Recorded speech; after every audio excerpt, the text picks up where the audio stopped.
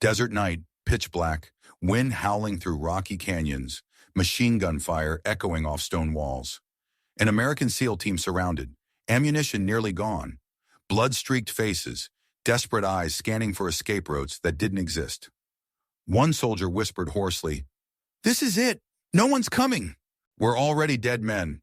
But just when every hope had evaporated, a single rifle shot, crack, rang out from the distant ridge. The entire valley fell silent. An enemy fighter dropped instantly.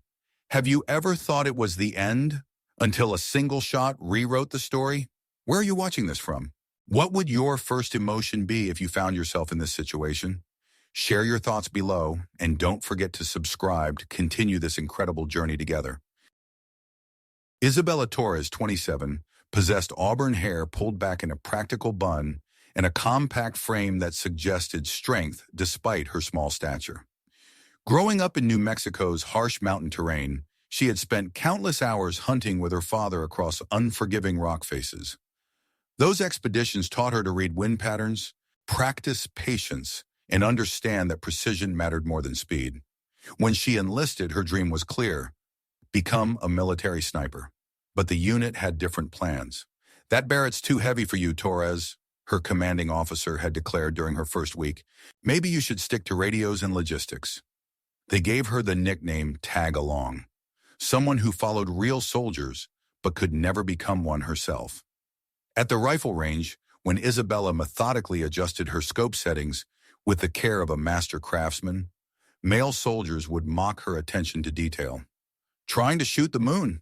Sweetheart," they'd call out, laughing as she ignored their comments and continued her preparations. During tactical briefings, when she suggested establishing an overwatch position on the northern ridge that overlooked their operational area, the entire room erupted in laughter. "That climb will kill you before the enemy does," someone shouted from the back. "Torres, rear support only," Sergeant Rodriguez would say, dismissing her input without consideration. Night after night, while her teammates drank beer and shared war stories that bonded them together, Isabella slipped away to the training ground. She would lie in the cold sand, practicing breathing techniques, perfecting her trigger control, and studying the mathematical relationships between distance, wind speed, and bullet trajectory. During these solitary sessions, she remembered her father's words from their last hunting trip together. "Mija, you don't need many shots in life, but the ones you do take, they must count for everything." The constant dismissal created a cold patience inside her, like steel being forged through repeated heating and cooling. Each "maybe next time" and "stick to what you know" added another layer to her determination. She studied every tactical manual she could access. She memorized ballistics charts for different ammunition types. She practiced estimating distances without rangefinders and calculating wind drift without instruments. Isabella Torres was being systematically underestimated by people who had never bothered to test her actual capabilities. But she understood something they didn't. Being overlooked was the greatest tactical advantage she could possibly possess. While they saw a small woman trying to play soldier, she was becoming a precision instrument designed for one purpose: delivering accurate fire when accuracy determined the difference between life and death. The transformation wasn't visible to observers. Isabella performed her assigned duties without complaint, maintained her equipment to perfect standards, and never argued with decisions that relegated her to support roles. But inside, something deadly and patient was taking shape. Her teammates assumed her quiet acceptance meant she had accepted their limitations. They had no idea she was preparing for the moment when those limitations would prove inadequate. That moment was approaching faster than anyone anticipated. When orders came down for a hostage rescue mission deep in enemy territory, Isabella checked her gear with the same methodical precision she brought to everything else. Her Barrett rifle was clean, calibrated, and ready.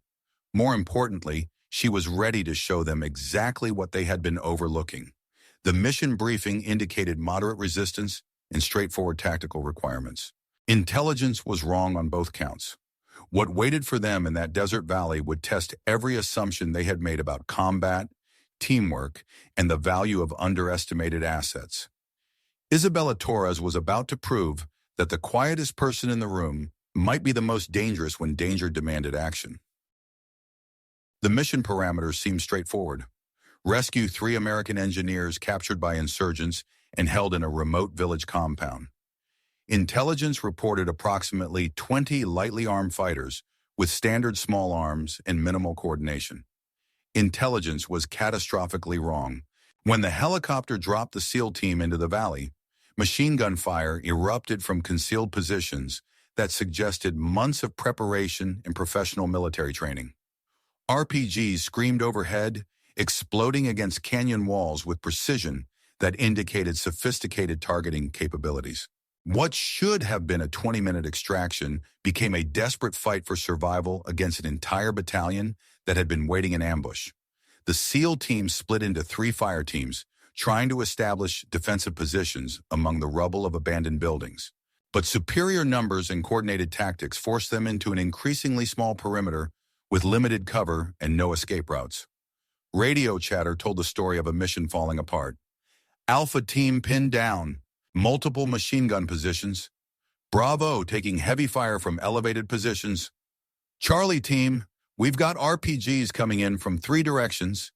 Rodriguez's voice cut through the static with growing desperation. Base, this is Talon 6. We are surrounded and heavily outnumbered. Ammunition running low. Request immediate evacuation. The response crushed every hope they had maintained. Talon 6, negative on air support. Weather conditions prevent helicopter operations. You are on your own until dawn. Dawn was 7 hours away. Isabella sat with the communications team, her Barrett rifle across her knees, listening to her teammates slowly being overwhelmed by an enemy that had planned this engagement perfectly. One soldier whispered what everyone was thinking. We won't last 30 minutes against this. The mathematics were brutal and simple. 22 Americans against more than 200 well-armed, well-positioned fighters who controlled every advantage. Isabella's internal war began raging with intensity that matched the external combat. If she followed orders, she would remain in the rear area, maintaining radio contact while watching her teammates get systematically eliminated. If she broke protocol, she could attempt to reach the northern ridge she had identified during mission planning, the position that had been dismissed as tactically impractical. But breaking orders meant risking everything on her own capabilities that had never been tested under real combat conditions. Fear crashed over her in waves. What if she missed critical shots? What if she gave away her position to enemy counter-snipers? What if her attempt to help actually made the situation worse for everyone? But anger provided fuel for courage. She remembered every dismissive comment, every condescending laugh, every assumption that she wasn't capable of contributing to real combat operations. Her father's voice echoed through the chaos. When everyone says it's over, mija, that's when your shot matters most. Isabella made her decision with crystal clarity. She keyed her radio one final time. Communications maintaining position, she reported, knowing it was a necessary lie. Then she grabbed her rifle, spare ammunition, and rangefinder, and began the treacherous climb toward the ridge that might save her teammates' lives. The ascent was everything her teammates had predicted. Steep, exposed, and brutally difficult to navigate while carrying 35 pounds of sniper equipment. Sharp rocks tore at her hands and knees. Desert wind carried the sounds of intensifying combat from the valley below. Each meter climbed represented a question that might determine everyone's fate. Am I climbing toward their salvation or just postponing the inevitable? But Isabella had studied this terrain during mission preparation. She knew every rock formation, every potential route, every angle that would provide concealment from enemy observation. As she climbed, automatic weapons fire continued echoing from the village.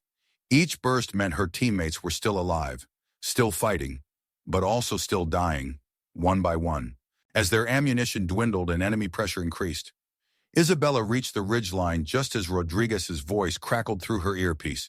All units, prepare for final defensive positions. We're almost out of options. She settled into a prone shooting position among the granite boulders, her Barrett rifle steady on its bipod. Through her scope, the village spread out below like a deadly chessboard where her teammates were trapped in an impossible game. She could see every enemy position, every muzzle flash, every tactical advantage that the insurgents had established through careful planning. But she could also see something else. Opportunities that ground-level perspective made impossible to identify. Isabella Torres had spent her entire military career being overlooked and underestimated. Now, for the first time, being invisible was exactly what the situation demanded. Her finger found the trigger, and she began the most important shooting of her life. 22 lives depended on her ability to deliver precision fire from a position that everyone had dismissed as tactically impossible. The ridge that was supposed to be too difficult to reach had become the only place where victory was even remotely possible. Isabella whispered the same prayer her father had taught her before every hunting expedition: "Make it count." Then she began systematically changing the course of a battle that everyone had already written off as unwinnable. Rodriguez was reaching for his radio to initiate surrender negotiations when the impossible happened. Crack! A single rifle shot echoed across the valley from high above their position. The heavy machine gun that had been systematically destroying their defensive perimeter went silent instantly. Every SEAL in the valley froze in stunned disbelief.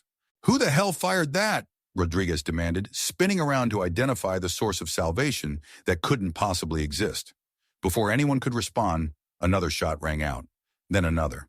The RPG team that had been preparing to finish off their positions scattered as their gunner dropped without warning. A sniper's nest that had been picking off anyone who moved was suddenly abandoned when its occupant simply vanished. The enemy mortar crew that had been bracketing their location ceased operations when their spotter collapsed. Rodriguez and his men initially assumed they were receiving support from an entire platoon of friendly snipers positioned around the valley. But the tactical situation made that impossible. They were the only American forces within 100 kilometers of this location. Through his binoculars, Rodriguez focused on the northern ridge, searching for the source of their miraculous salvation. What he saw defied everything he thought he knew about tactical possibilities and personnel capabilities. Isabella Torres lay perfectly camouflaged among the granite boulders, her Barrett rifle steady as a mountain itself, her eye pressed against the scope, breathing controlled, entire being focused on the deadly mathematics of long-range precision shooting under combat conditions. The woman they had called Tag-Along was single-handedly dismantling a battalion-sized enemy force with surgical precision. Isabella wasn't shooting randomly or desperately. Every round was calculated for maximum tactical impact. First, she eliminated the machine gun teams that were preventing American movement. Then she targeted the RPG operators who could destroy their defensive positions. Next came the spotters and radio operators who were coordinating enemy fire. Finally, she began systematically eliminating command elements who were directing the entire assault. Each shot shifted the tactical balance in favor of the surrounded Americans. But the most incredible aspect wasn't her accuracy, it was her positioning. Isabella had somehow climbed a nearly vertical rock face in darkness, carrying heavy sniper equipment, and established a firing position that provided clear lines of sight to threats that ground-level perspectives made invisible. Rodriguez watched through his scope as Isabella shifted positions between shots, never firing from the same location twice, never giving enemy counter-snipers an opportunity to locate and neutralize her. She moved through that rocky terrain like she had been born there, using shadows and stone formations for concealment in ways that seemed almost supernatural. Her voice came through the radio with calm professionalism that contrasted sharply with the chaos surrounding them. Guardian Angel to Talon 6 moved northeast toward the compound. "I'll provide overwatch." Rodriguez realized he was witnessing something that would be studied in military academies for decades. A single operator changing the outcome of an entire engagement through perfect application of marksmanship skills under extreme pressure. The tide of battle was turning with each shot Isabella fired. Enemy fighters who had been confident in their overwhelming numerical advantage began withdrawing to more defensible positions.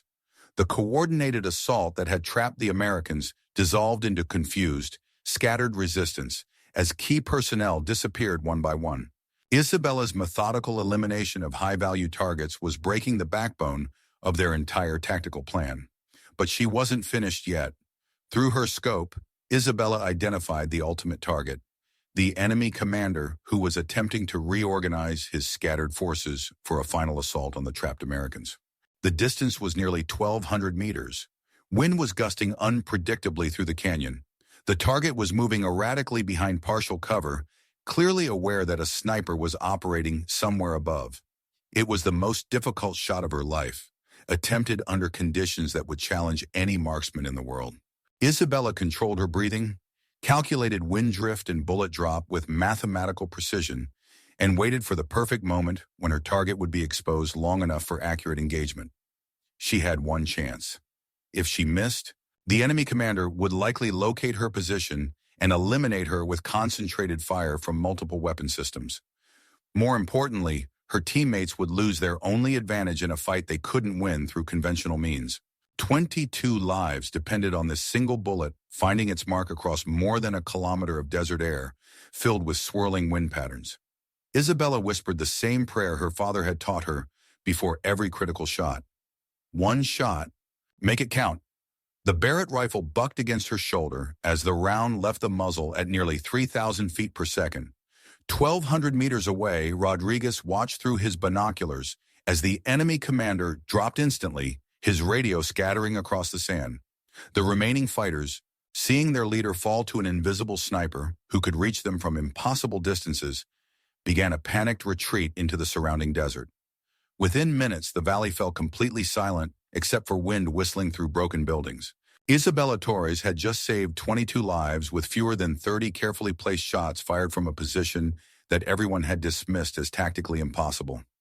As the extraction helicopters finally arrived at dawn, Rodriguez couldn't stop staring at the northern ridge where their salvation had appeared. The woman they had spent months underestimating had just demonstrated marksmanship skills that belonged in military legend. But perhaps more importantly, she had shown them that their assumptions about tactical possibilities were as wrong as their assumptions about personal capabilities. Isabella Torres climbed aboard the helicopter without fanfare, her equipment secured, her demeanor as professionally calm as always.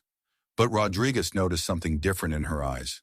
The doubt was gone, replaced by quiet confidence that came from proving herself when proof mattered most.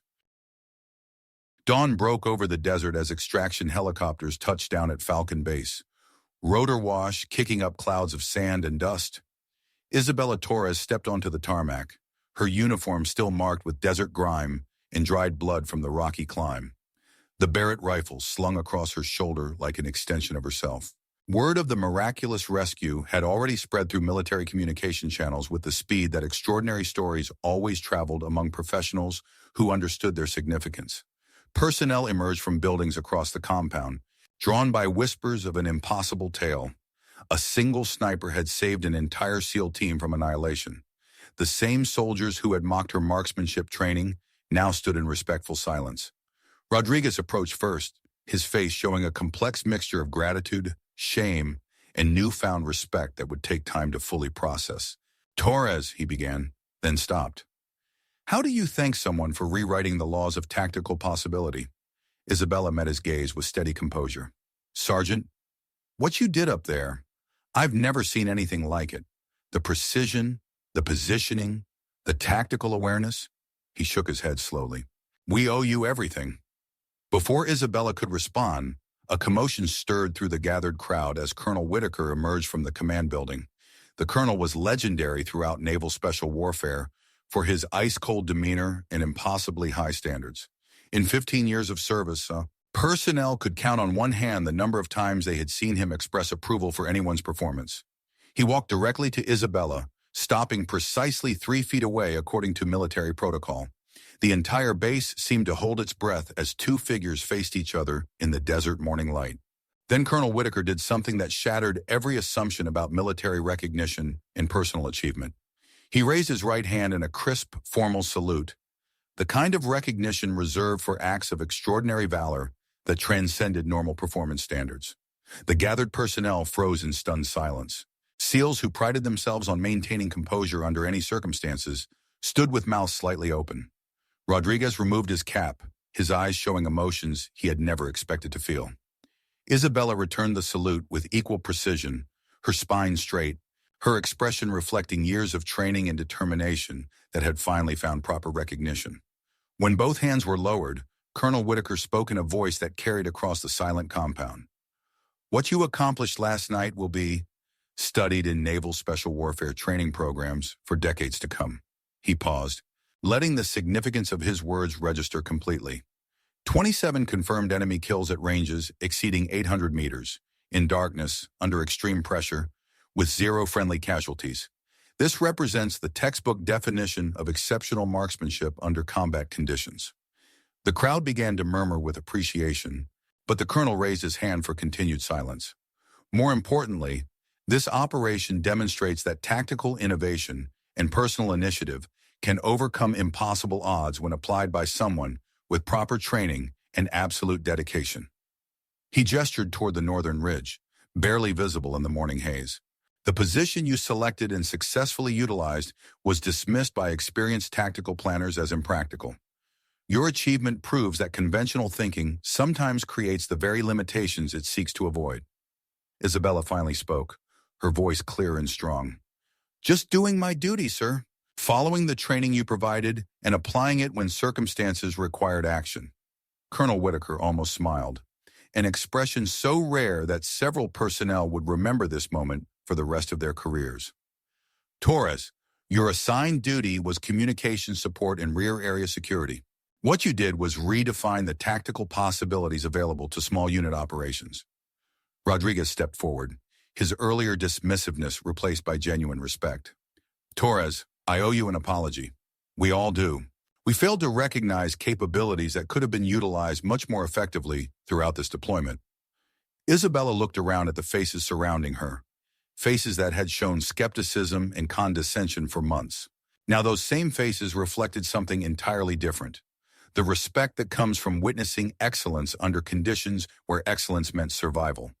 Apology accepted, Sergeant. But we're a team. Teams support each other when support is needed most. From that moment forward, nobody called her tag-along ever again. News of the Desert Ridge sniper spread throughout military networks like wildfire. Though operational security prevented media outlets from reporting specific details. Within the military community, however, Isabella Torres became a legend whose story was told and retold in training facilities across multiple service branches. The basic narrative, a single sniper saving an entire SEAL team through exceptional marksmanship from an impossible position, became powerful evidence that capability existed in unexpected places, waiting for the right circumstances to reveal itself. Female recruits entering military service heard Isabella's story during orientation briefings, no longer as cautionary tales about physical limitations, but as proof that excellence transcended traditional expectations. If Torres can do it, so can we, became an unofficial motto that spread through women's military communities. But Isabella herself remained characteristically modest about the recognition and attention. 3 days after the rescue, Rodriguez found her at the rifle range, methodically working through precision shooting drills with the same dedication she had always demonstrated. You know you don't have to prove anything anymore, he said, settling beside her shooting position. Isabella adjusted her scope and aligned another target. I'm not trying to prove anything, Sergeant. I'm trying to maintain proficiency. Rodriguez watched her place 5 shots within a 1-inch group at 600 meters. For what? You've already demonstrated capabilities that exceed anything we've ever seen. Because next time the conditions might be different, Isabella replied, reloading with practiced efficiency. Next time, the wind might be stronger, the distance longer, the stakes higher. I need to be ready for whatever next time brings. Rodriguez realized something profound about the person sitting beside him. Isabella's extraordinary performance hadn't resulted from natural talent or fortunate circumstances. It was the product of relentless self-improvement driven by standards that exceeded anything external authorities had ever demanded. While others had been satisfied with meeting minimum requirements, Isabella had been pursuing mastery. The respect she had earned wasn't just about one night of exceptional shooting. It was about the thousands of hours of preparation that had made that night possible. 6 months later, Isabella received orders for advanced sniper instructor school, becoming the first woman assigned to that position in the program's history. Her final evening at the base was marked by an informal gathering where teammates shared gratitude that many of them had struggled to express adequately. Rodriguez raised his coffee cup in a toast. To Torres, who taught us that the most dangerous assumption is underestimating the person sitting right beside you. Isabella looked around the room at faces that had become familiar through shared experience and mutual respect. I want to say something, she began, setting down her cup. 6 months ago, I was frustrated about being overlooked and underutilized. I thought the problem was that you needed to change your opinions about my capabilities. She paused, choosing her words carefully. But I learned something important on that ridge. I wasn't climbing up there to prove anyone wrong. I was climbing because it was the right thing to do. Recognition came afterward, and it's meaningful, but it wasn't the motivation. Rodriguez nodded slowly. What was the motivation? Being prepared when preparation mattered, having skills that could save lives when lives needed saving. Everything else was secondary. Her final words became part of the culture at Falcon Base. Don't train to prove doubters wrong. Train to be ready when readiness determines everything. News organizations eventually picked up versions of the story, though operational security limited details. The basic framework, female soldier saves unit through exceptional marksmanship, became a powerful symbol for capability existing beyond traditional expectations. Young women considering military careers began citing the Ridge shooter as evidence that their ambitions were achievable rather than unrealistic. But the most fitting recognition came from an unexpected source. The northern ridge where Isabella had made her impossible shots was officially designated as Overwatch Point Torres on military topographical maps. Future units operating in that region would know that the rocky outcropping had once been the position of a sniper who saved 22 lives through perfect shots delivered from a place everyone had dismissed as tactically impossible. Have you ever seen someone dismissed as nothing, only to rise and save everyone? Share your story in the comments, because sometimes the quietest person carries the loudest victory. And don't forget to subscribe for more stories that remind us never to underestimate the potential in people around us.